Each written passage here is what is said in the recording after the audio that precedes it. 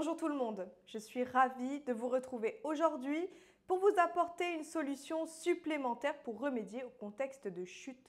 Je vous parle bien sûr du parcours de marche DM3. DM3 pour debout, marcher au troisième âge. Alter Eco Santé est le seul organisme à ce jour à proposer un dispositif aussi complet que ce parcours pour rééduquer les personnes âgées à la marche, évaluer leur progression, prévenir la chute en sollicitant leurs capacités et en les préservant.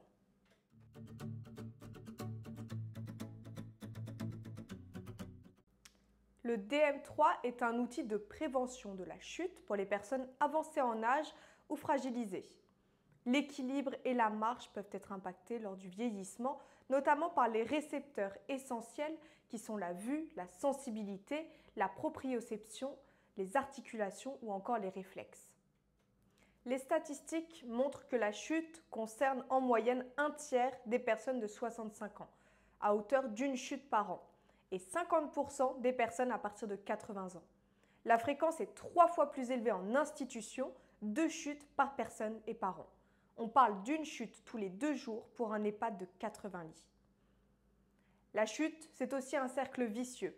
Lorsque quelqu'un chute, il craint par la suite de tomber, ce qui génère une baisse d'activité, une baisse des capacités et donc un risque de chute plus important. Il est donc intéressant de vérifier les capacités de la personne âgée, notamment en la mettant en difficulté dans le cadre contrôlé du DM3 et en la confrontant aux différentes situations de déséquilibre afin de mesurer les réponses posturales ou encore les parades de chute. Ce parcours de marche va permettre de stimuler les fonctions locomotrices pour améliorer l'équilibre et la confiance des personnes âgées qui l'utilisent. Il va permettre de travailler la marche physiologique, avant, arrière, latérale, la variation de la longueur et hauteur des pas pour des personnes qui habituellement font des petits pas, l'équilibre statique grâce à des exercices de préhension et de dissociation avec des ceintures, des obstacles, du ramassage au sol ou encore le travail en appui unipodal. Et enfin, l'équilibre dynamique avec l'enjambement, les sols irréguliers ou encore des textures différentes. Le DM3 est livré avec sa caisse de rangement afin de ne pas égarer les outils qui composent ce parcours et pouvoir le déplacer très facilement. Il est associé à une grille de cotation qui permet une évaluation cohérente et reproductible et donc un suivi de l'évolution des capacités du patient au cours du temps. Elle permet également de créer des groupes avec des personnes ayant des capacités homogènes afin d'éviter la dévalorisation. Vous trouverez dans le meuble de rangement sur roulette 2 tapis 5 mètres par 1 et un tapis 3 mètres par 1 classés fongicides et antibactériens. 3 jalons, 8 cônes, 3 balles à picot, 4 trottoirs, un petit tapis, un bloc de mousse, des feuilles de score, la fiche technique et enfin la notice de montage. Le DM3 est très simple et rapide à installer. Il peut se disposer en U, en I ou en L en fonction de l'espace. Chaque tapis peut être utilisé indépendamment si l'on veut travailler un seul type d'exercice. Ce parcours va permettre de tester la rapidité des réflexes, la performance des muscles et articulations des personnes et évaluer leur niveau de réaction face au déséquilibre. Les bénéfices globaux résident dans la sollicitation des capacités résiduelles, physiques et cognitives, des capacités d'équilibration, l'entretien de ces capacités, le recul de la perte d'indépendance et la limitation du risque de chute, la mise en position debout et la pratique d'une activité physique adaptée et régulière avec tous les intérêts que cela comporte bien évidemment, tels que l'amélioration de la fonction intestinale, la sollicitation des fonctions respiratoires et cardiovasculaires, le bénéfice orthopédique des articulations, l'impact positif sur l'aspect psychologique, conscience de ses capacités, estime de soi, la contribution au lien social, puisque effectivement le DM3 est un outil d'animation permettant des ateliers de groupe favorisant la collaboration et l'échange entre les participants et les professionnels.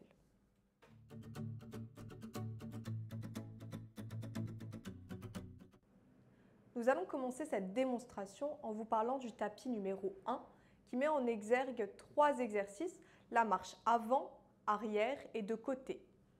Pour démarrer, la personne s'avance sur la partie bleue qui représente la marche avant, espacée progressivement. Cet exercice est particulièrement adapté aux personnes ayant des difficultés à espacer les pas. La marche vers l'avant est le contexte d'environ 48% des chutes. On simule ici une marche classique sur sol plat, sans obstacle. On sollicite une augmentation progressive de la longueur des pas, ce qui est souvent difficile pour les personnes âgées qui ont tendance à peu décoller les pieds du sol lorsqu'elles marchent. Passons à la partie jaune, correspondant à la marche latérale, espacée progressivement vers le départ puis vers la fin. Cette marche apporte un bénéfice particulier aux personnes qui rencontrent des difficultés à se déplacer sur le côté. La marche latérale est le contexte d'environ 26% des chutes. Les déplacements latéraux sont utilisés au quotidien pour changer de direction ou pour passer dans des espaces restreints, pour aller s'asseoir au bord du lit lorsque celui-ci est placé trop près d'un mur ou d'un meuble par exemple. Enfin, la partie verte représente la marche arrière, espacée progressivement vers le départ. Elle permet notamment de pratiquer pour des personnes qui ont des difficultés à ouvrir une porte par exemple, puisqu'il faut reculer. La marche arrière est le contexte d'environ 21% des chutes. On l'utilise lorsque l'on veut ouvrir une porte, s'asseoir sur une chaise ou un lit par exemple. Elle peut être particulièrement problématique pour la personne âgée étant donné qu'elle manque d'informations visuelles. Ce premier tapis apporte des bénéfices incontestables pour les personnes.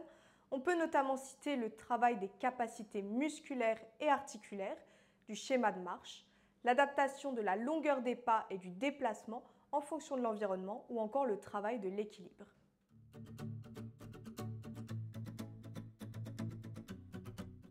Voyons maintenant le deuxième tapis, composé de matériel comme des plots et des balles à picot. L'installation est très simple. On place les plots, puis les balles à picot sur les plots et pour finir, une à terre. On met ensuite en place 2 mousses rigides, l'une contre l'autre, sur le rectangle rouge. Le premier exercice consiste à ramasser la balle avec la main opposée au plot et la poser sur le plot d'en face. Il permet de travailler l'appréhension de la chute et la ceinture abdominale. Il y a ici 3 niveaux de difficulté pour correspondre à un maximum de capacité. Ce mouvement peut être utilisé pour ramasser un objet au sol, accéder à un rangement bas ou pour brancher un appareil électrique sur une prise basse par exemple. En suivant, nous avons aussi un exercice de montée et descente pour travailler l'équilibre en arrière et en avant. En effet, l'exercice numéro 2 représente une tâche très fréquente au quotidien.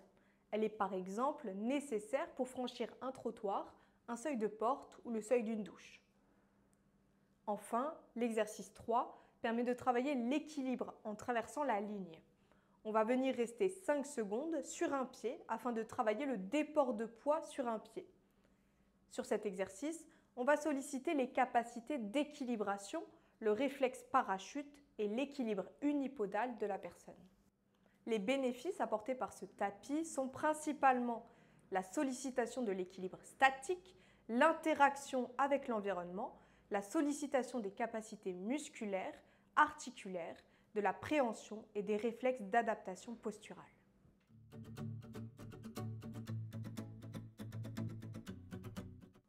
Enfin, passons à la démonstration du tapis numéro 3, permettant de travailler l'enjambement.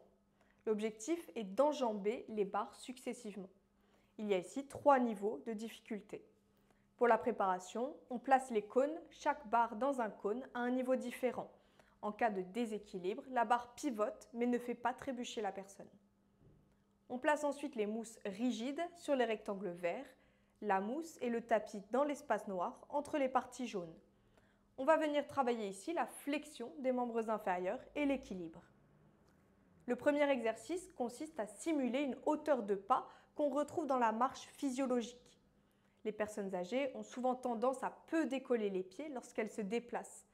Les 2 steps suivants simulent un franchissement d'obstacles comme une marche haute ou un muret. L'exercice numéro 2 pratique la marche en 2 vers. Il permet de travailler la marche longitudinale et le déroulement des chevilles. On simule ici la marche sur un terrain présentant une pente latérale, ce qui peut se retrouver en extérieur. Cela nécessite une certaine souplesse au niveau des chevilles, une bonne capacité d'équilibration et des ajustements posturaux. Enfin, le dernier exercice reproduit la marche sur terrains spéciaux. Les habitudes de marche sont trop souvent sur des sols lisses d'institution. Les sols rugueux, avec obstacles ou de type herbe, effraient le patient et le cerveau ne s'adapte plus. Afin de travailler ce type de marche, on va venir s'exercer au franchissement de terrains différents. Sur cette partie, on propose à la personne de marcher sur un terrain irrégulier qu'elle pourrait rencontrer au quotidien, marcher sur des pavés, de l'herbe, un tapis. Cela nécessite une adaptation de la marche. Ce dernier tapis permet le travail de l'équilibre dynamique, du déplacement dans l'environnement, de l'adaptation aux obstacles et types de sol, de la sensibilité plantaire et de la proprioception. Préserver et stimuler les fonctions locomotrices et l'équilibre des personnes âgées est essentiel et parfaitement exercé grâce au parcours DM3. Il apporte de réels bénéfices aux personnes en leur permettant de conserver ou de retrouver une marche physiologique et des réflexes d'équilibration. Ce parcours est un outil d'animation physique qui a été pensé afin de travailler en groupe dans le cadre d'un atelier, favorisant ainsi le lien social entre les utilisateurs. En travail individuel, il permet de faire un point sur les capacités du patient en fonction des items et permet d'évaluer le risque de chute, notamment le repérage des patients chuteurs. Sachez aussi que les établissements d'hébergement pour personnes âgées peuvent bénéficier de financement pour le DM3, notamment par le biais des ARS, dans le cadre d'appels à projets portant sur la prévention des chutes notamment. C'est tout pour aujourd'hui et c'est aussi la fin de notre mois spécial consacré à la chute. Je vous dis à très bientôt pour de nouvelles émissions dans le e-Cube et n'oubliez pas, tous les premiers mercredis du mois, nous sommes en live. Ciao, ciao!